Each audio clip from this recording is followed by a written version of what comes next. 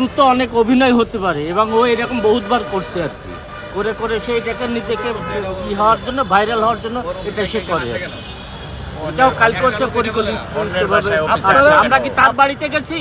আমার জাতীয় পার্টির অফিসের সামনে যে হামলা করে আবার আবার কথা বলে আমাদের, ও তো আসলে মানে ভাইরাল হওয়ার জন্য এরকম করতেছে। ওর তো তল্পা কিছুই নেই, আছে একটা ফেক।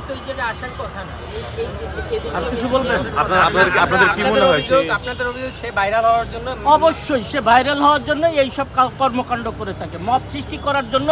সে একাধিকবার, এইরকম না তো একাধিকবার বাংলাদেশের মানুষকে বিবৃতি করতেছে, বিব্রত করতেছে, তাদেরকে নষ্ট করতেছে এবং বাংলাদেশের মানুষকে যে হাঙ্গামা দাঙ্গা করে করে করে মানুষকে করতেছে, এই দেশে ক্ষতি করতেছে।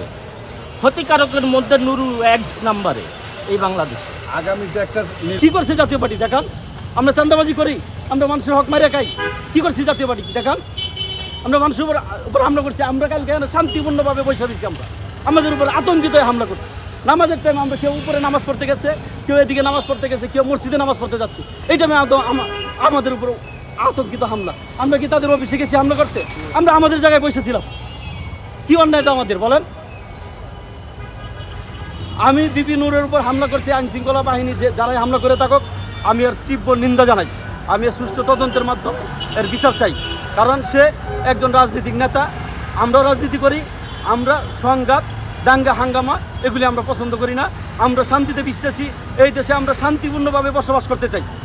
আমরা জাতীয় পার্টি সকলের সাথে মিলেমিশে আমরা শান্তিপূর্ণভাবে এই দেশে রাজনীতি করতে চাই, শান্তিতে আমরা বসবাস করতে চাই।